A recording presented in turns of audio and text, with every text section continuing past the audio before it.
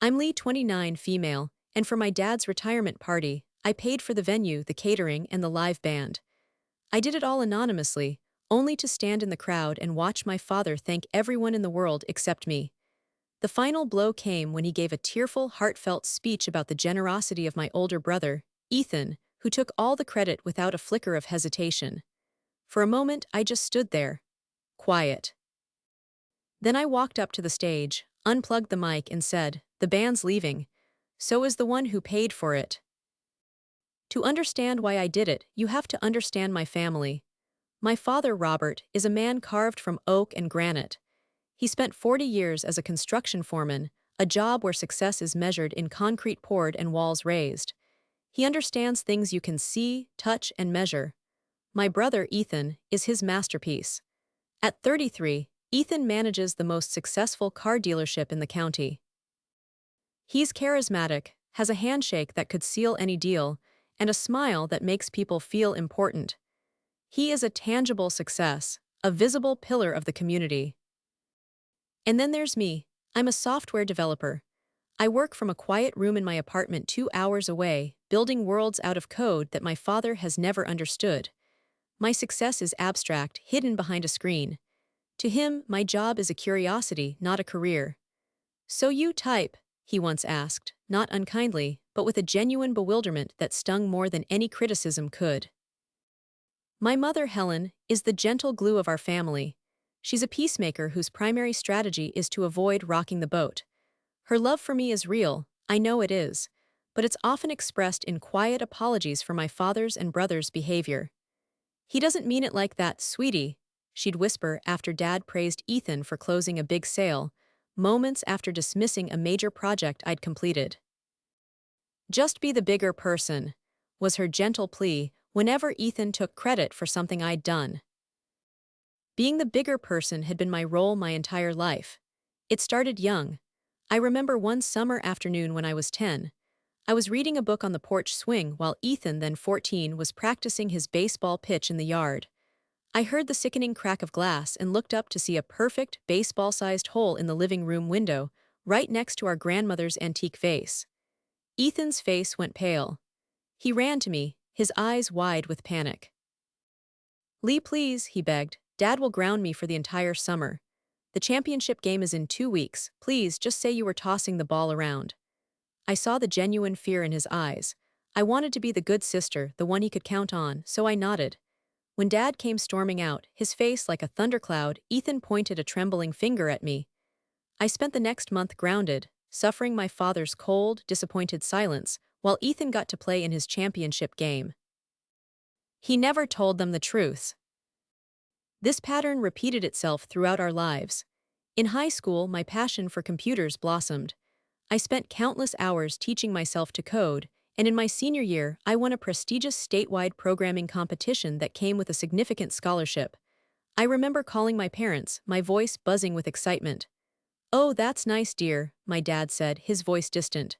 "We're proud of you." The conversation lasted less than 5 minutes.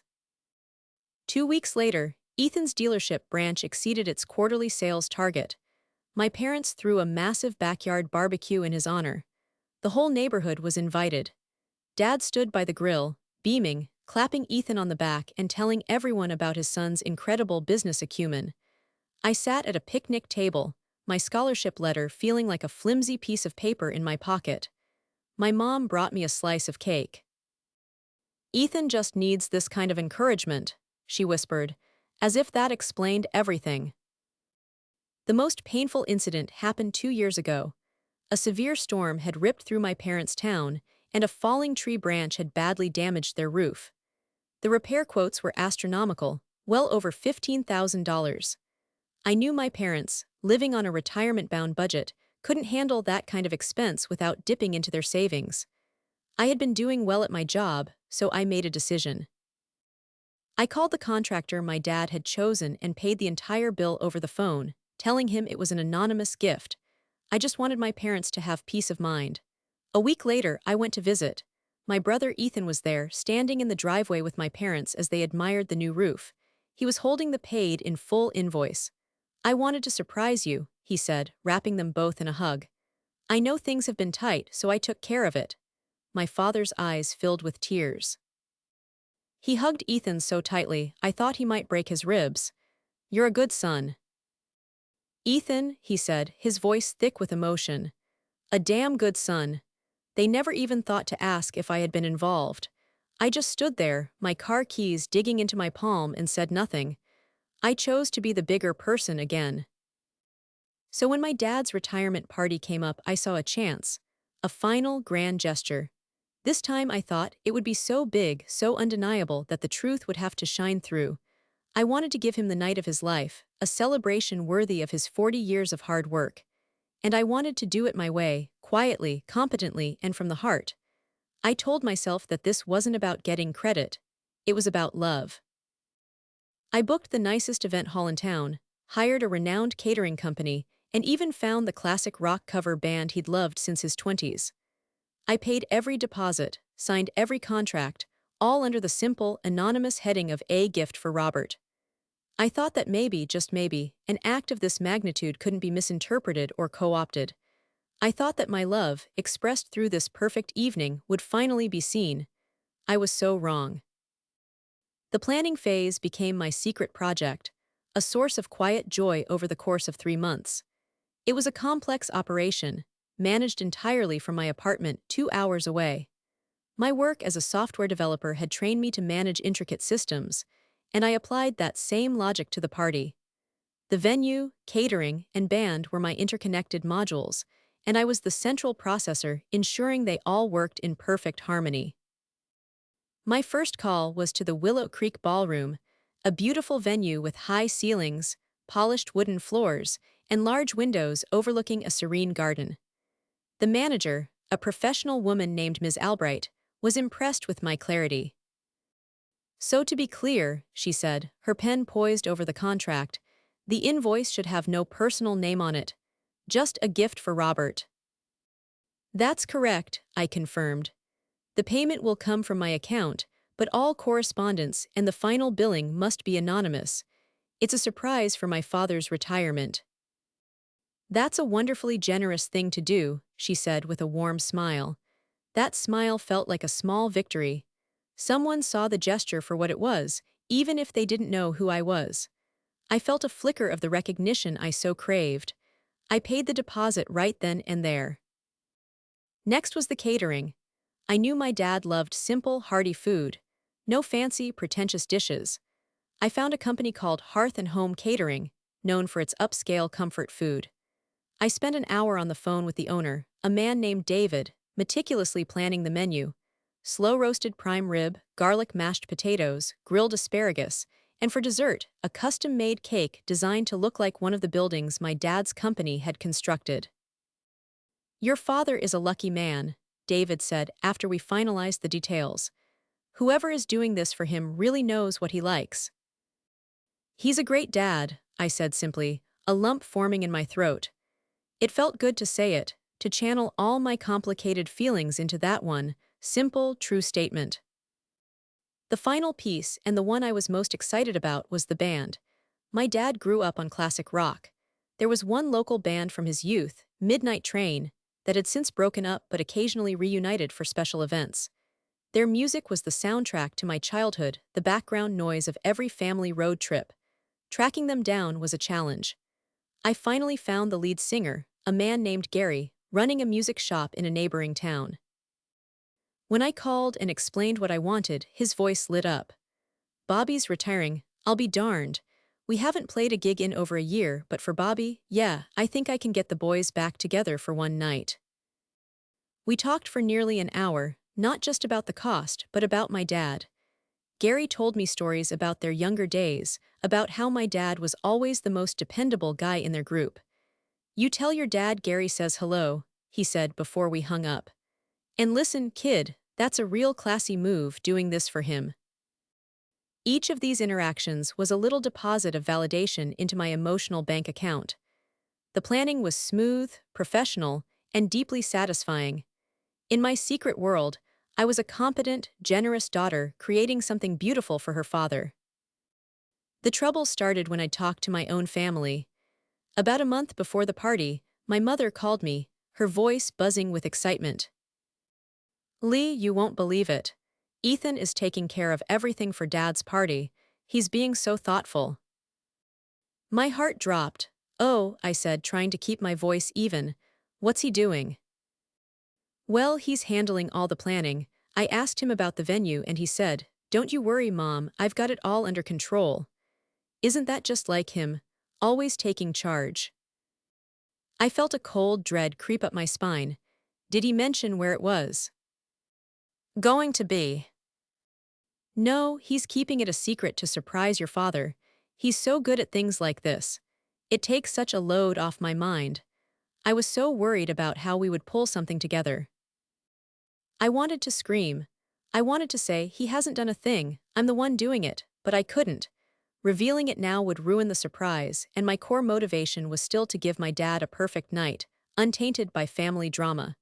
And a small, foolish part of me still believed that on the night of the party the truth would come out. Ethan would surely confess he was just playing along and reveal me as the true benefactor. He had to, right?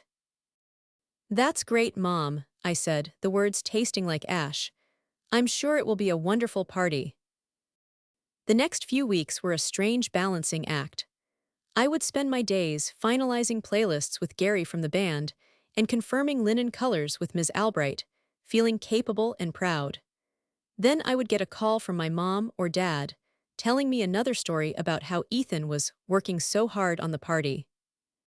Ethan stopped by today, my dad told me over the phone one evening. Said he's got a few more surprises up his sleeve for the big night. The boy's got a heart of gold, always thinking of his old man. I just listened, my silence a mixture of pain and misguided hope. I told myself it didn't matter who got the credit as long as Dad was happy. I repeated it like a mantra, trying to drown out the voice that whispered I was being a fool. My grand gesture, my carefully constructed gift of love, was being hijacked before it was even delivered. And I was letting it happen, clinging to the naive belief that a good deed is its own reward, and that somehow in the end my father would see me. The evening of the party arrived, and with it, a knot of nervous excitement in my stomach. I got to the Willow Creek ballroom early, wanting to see everything in place before the guests arrived. The room took my breath away. It was even more beautiful than I had imagined. The tables were draped in crisp navy blue linens, my dad's favorite color, with simple, elegant centerpieces of white hydrangeas. The lighting was low and warm, casting a golden glow on the polished dance floor. On the stage, the members of Midnight Train were doing their final sound checks. The familiar riff of one of my dad's favorite songs echoing softly through the empty hall. The catering staff from Hearth and Home were moving with quiet efficiency, their silver chafing dishes already lined up and gleaming. The aroma of roasting prime rib was just beginning to fill the air. Everything was perfect. It was exactly the vision I had held in my mind for months. For a moment, standing there alone in the middle of the room, I felt a profound sense of accomplishment. This was real. I had made this happen. Guests began to trickle in, their faces lighting up as they took in the scene. I watched from a discreet corner as my parents arrived. My mother, Helen, gasped, her hand flying to her chest. "Oh, Robert, look at this place. It's incredible." My father stood motionless for a second, his eyes scanning the room with a look of genuine awe. He was a man not easily impressed, but I could see he was moved. A slow smile spread across his face. And then, Ethan swooped in. He had timed his entrance perfectly, coming up behind them and putting his arms around their shoulders. "Surprise," he boomed, a grin plastered on his face. "You like it, Dad?" My father turned to him, his eyes shining. "Ethan, you did all this. I'm speechless." "Only the best for you, Dad," Ethan said, puffing out his chest. He gestured around the room as if he were a king showing off his domain. "I told you I had it under control." I watched the scene unfold from across the room, feeling like a ghost at my own feast. A guest, an old friend of my dad's, walked up to Ethan and clapped him on the back. "You outdid yourself, son. What a way to honor your father." "He deserves it," Ethan replied smoothly, accepting the praise as if it were his birthright. The party got underway and I tried to push my feelings aside. I focused on my dad. He was happier than I had seen him in years. He moved through the crowd, shaking hands, accepting hugs, his laughter booming through the hall. He loved the food, going back for a second helping of the prime rib. When the band kicked off their first set, he pulled my mom onto the dance floor, and they swayed together like they were 20 years old again. Watching him, a part of me felt a pure, unselfish joy. This was what I wanted. I wanted him to have this perfect night, to feel celebrated and loved.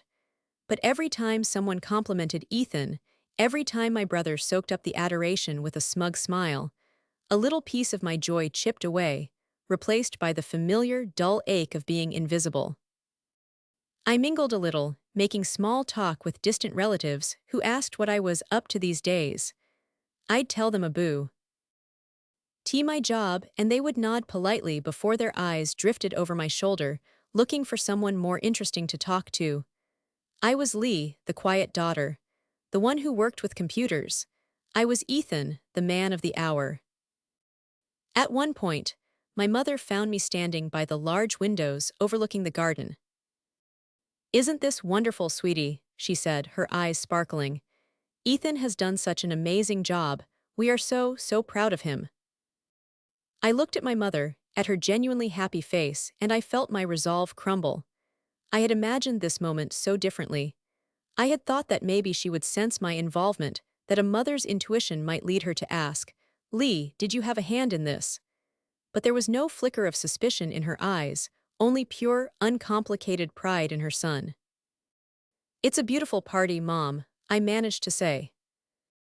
"You should go thank your brother," she suggested. "He worked so hard to put this all together for your father." The irony was so thick I felt like I was choking on it. I just nodded, unable to form a reply. She squeezed my arm and then drifted back into the crowd, drawn by the magnetic pull of her husband and son.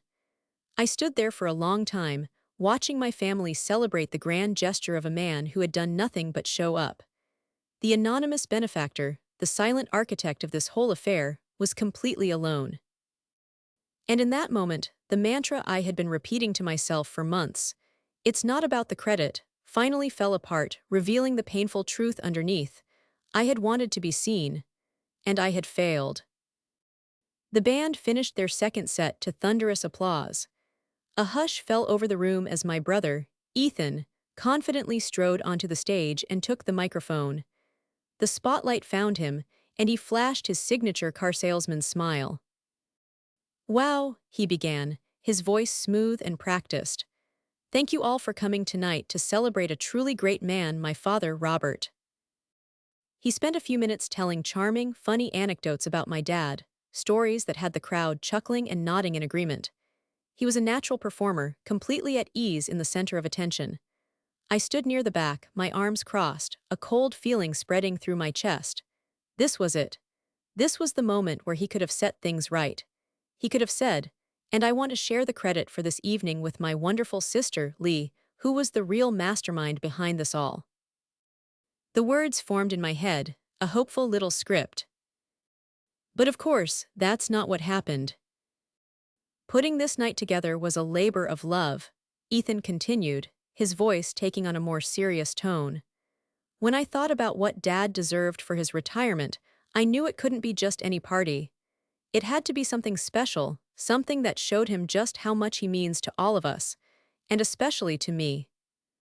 He paused for effect, letting the weight of his supposed generosity settle over the room.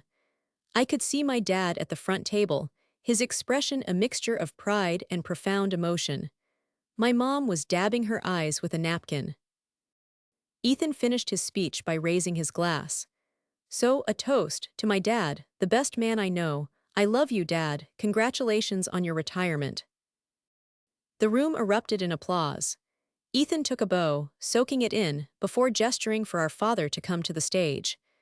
Dad hugged Ethan fiercely, whispering something in his ear that made my brother's grin widen even more. Then, my father turned to face the crowd, taking the microphone from Ethan. "Thank you, son," he started, his voice thick and wavering. "Thank you, I don't know what to say." He took a deep breath, visibly trying to compose himself. "To see all of you here, my friends, my family, it means the world to me." He started by thanking his old colleagues from the construction company, sharing a few inside jokes that made them roar with laughter. He thanked his friends for decades of support. He then turned to my mother. "And to my beautiful wife, Helen," he said, his voice cracking. "50 years you've put up with me. You are my rock. I love you more than words can say." My mother blew him a kiss, her face glowing. He was thanking everyone, everyone who mattered. I found myself holding my breath, a tiny, irrational spark of hope flickering within me. Maybe he'd thank me for just being his daughter. Maybe he'd say my name. He scanned the room, his eyes full of gratitude. "And finally, I have to thank my boy again. Ethan." He looked over at my brother, who was standing beside him, looking noble and proud. To know that my son would do all of this for me, to plan this incredible night, to bring all these people together, it's the greatest gift a father could ever ask for. "You've made me the proudest dad in the world." He didn't just thank him, he lionized him. He held up Ethan's supposed act as the pinnacle of filial devotion, and in that grand, sweeping thank you oh, the entire world, my name was never mentioned. I wasn't an afterthought, I was a nonentity. I didn't exist. It wasn't just that I wasn't thanked for the party. I wasn't thanked for anything. I felt the weight of every past slight coalesce into that one moment. The broken vase, the scholarship, the repaired roof, it was all the same story, playing out on a grander stage. My contributions were invisible, and therefore so was I. I looked at my mother. She was beaming, her eyes only for her husband and her son on the stage. She hadn't noticed the omission, or if she had already decided it wasn't worth mentioning. She wouldn't rock the boat. I looked at Ethan, who met my gaze from across the room for a brief second. There was no guilt in his eyes, only triumph. He knew. He knew I had paid for it all, and he knew I was watching. And he didn't care. In that instant, something inside me broke. It wasn't a loud, violent shatter, but a quiet, clean snap. The part of me that had spent a lifetime hoping, forgiving, and making myself smaller for the comfort of others simply ceased to be. The bigger person left the building. All that remained was a profound, chilling clarity. I had spent thousands of dollars and hundreds of hours creating this perfect moment for my father, and my family had effortlessly, almost unconsciously, erased me from it. They hadn't just taken the credit, they had taken my very presence. And as the applause for my father and my brother washed over the room, I just stood there, quiet. For a full minute, I did nothing.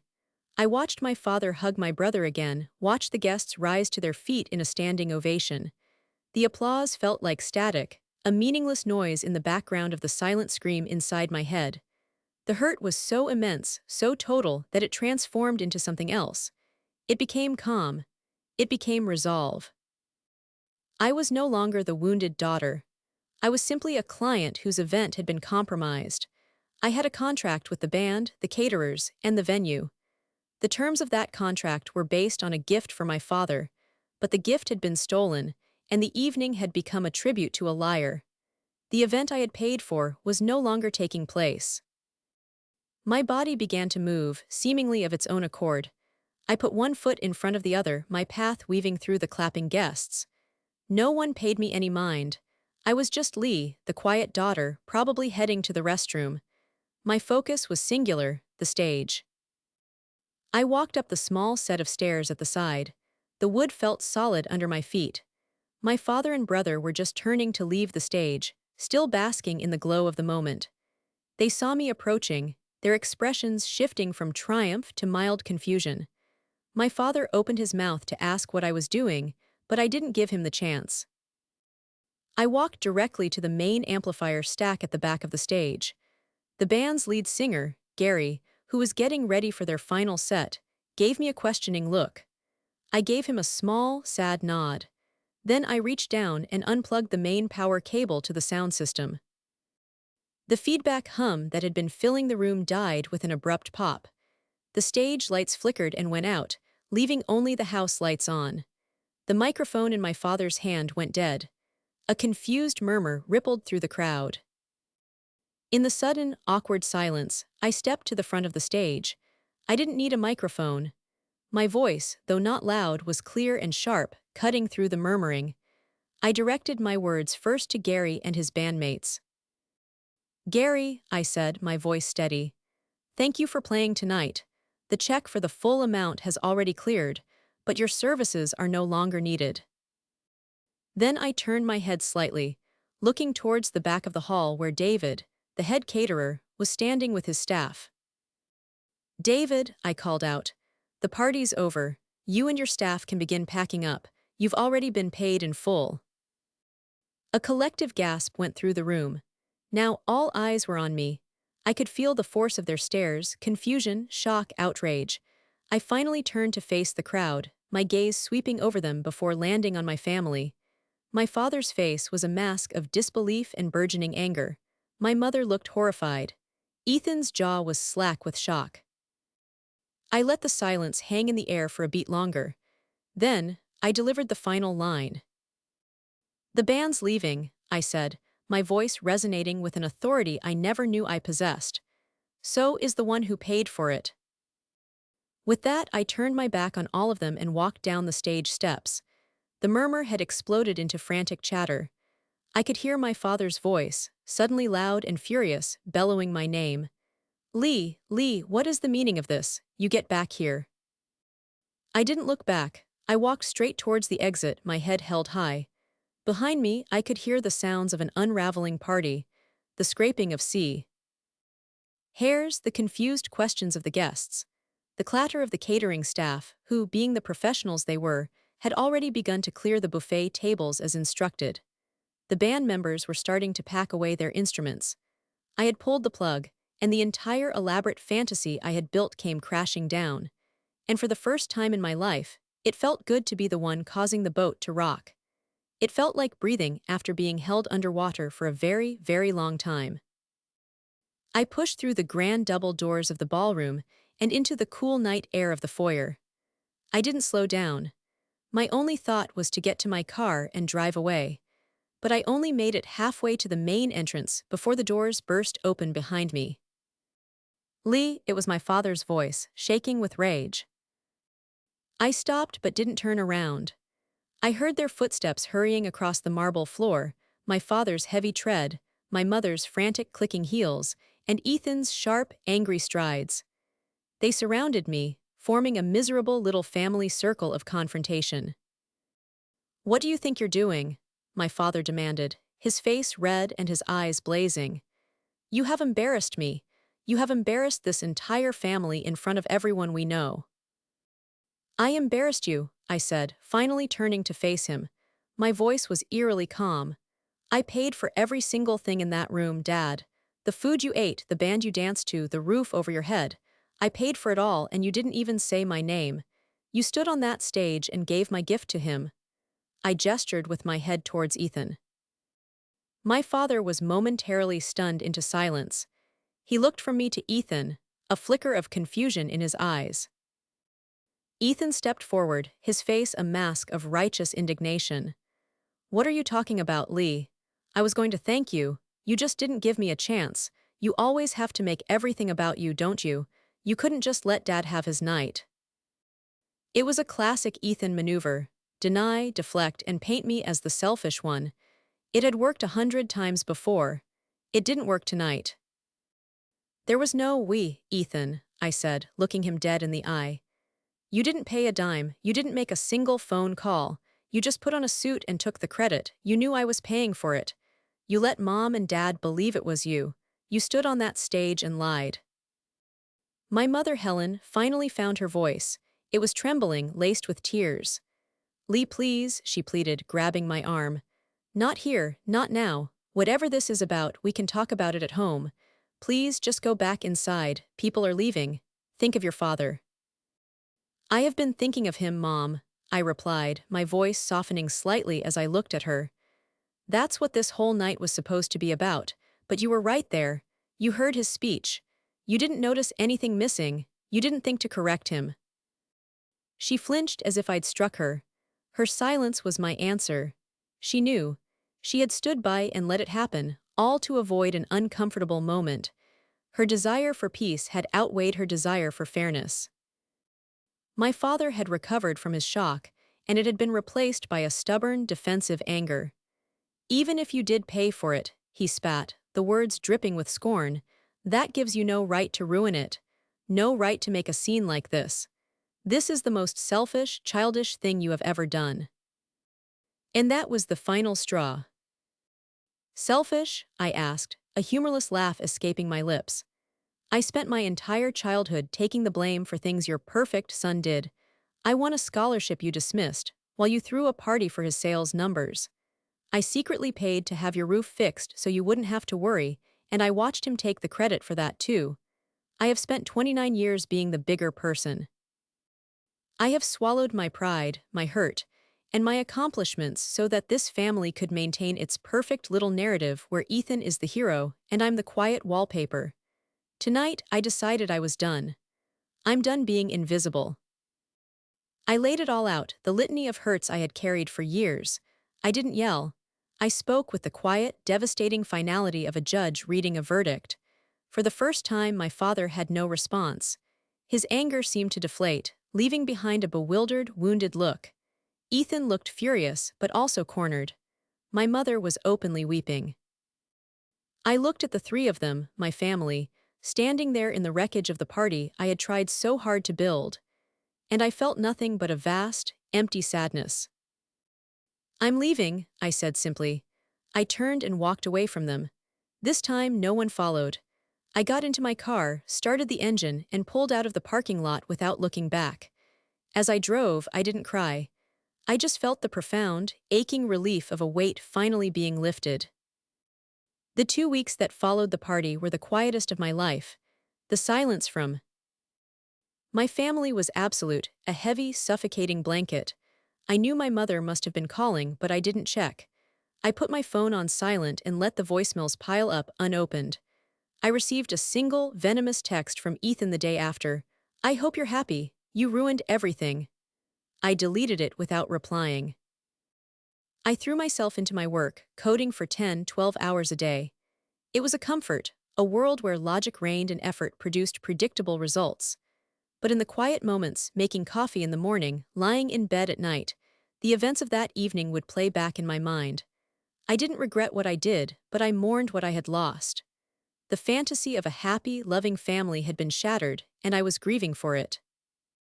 I had chosen self-respect, but the price was a profound sense of loneliness. One Tuesday afternoon, my phone buzzed with a call from a number I didn't recognize. I almost ignored it, but something made me answer. Hello. There was a pause on the other end, just the sound of breathing. Then a gruff, hesitant voice said, "Lee, it's dad." My heart hammered against my ribs. I sat down on the edge of my sofa, my legs suddenly weak. "Hi, Dad," I said, my voice barely a whisper. He was quiet for another long moment. I could picture him perfectly, probably sitting in his worn leather armchair, turning his retirement watch over and over in his hands. "Your mother is very upset," he began, his default way of starting a difficult conversation. "I'm sure she is," I replied. More silence. Then he sighed, a heavy, tired sound. "I spoke to Gary from the band," he said, "and the fella from the catering company. They both told me who paid the bills. It wasn't an apology, but it was a crack in the wall of his pride. It was an admission of fact." "Okay," I said, waiting. "Lee, that night, what you said about the roof, is that true?" "Yes," I said, "it is." I heard him take a shaky breath. I didn't know. Your brother," he trailed off, unable to finish the sentence. For the first time in my life, I heard something in my father's voice I had never heard before, uncertainty. He had built his world on simple truths, and I had just shown him that one of his foundational truths, the unwavering goodness of his son, was a lie. "I'm not trying to hurt you, Dad," I said, and I was surprised to find that I meant it. I just couldn't stand by and be invisible anymore. "I know," he said quietly. "I've been thinking about a lot of things. The scholarship, I remember that. I guess I never really understood that computer stuff you do. Ethan's job, selling cars, that's something I can see. I can understand it. That's no excuse." It was the most vulnerable I had ever heard him be. It wasn't a perfect, eloquent apology, but it was real. It was a man who had spent his life dealing in concrete, trying to grapple with the abstract emotions he had always ignored. I know, Dad, I said. We sat in silence for another minute, but this time it wasn't an empty silence. It was a space where something new and fragile was being built. I'd like to see you, Lee, he said finally. Just you and me. Maybe we could get a cup of coffee, no one else. I want you to tell me about your job. I want to understand. Tears welled in my eyes, hot and sudden. They weren't tears of sadness or anger, but of a tentative, fragile hope. The relationship I had always wanted with my family was gone. It had been an illusion. But maybe, just maybe, a different one could be built in its place. One based not on pretense and favoritism, but on honesty. I'd like that, Dad, I said. I'd like that very much. We made plans to meet the following Saturday. I hung up the phone feeling a sense of peace I hadn't felt in years. I knew things would never be the same. My relationship with Ethan was likely shattered beyond repair. Family gatherings would be fraught with a new, awkward tension. But I had drawn a line in the sand. I had taught my father my name and its worth. I had refused to be the bigger person, and in doing so, had finally made room for myself. It wasn't a fairy tale ending, but it was a real one. And it was a beginning.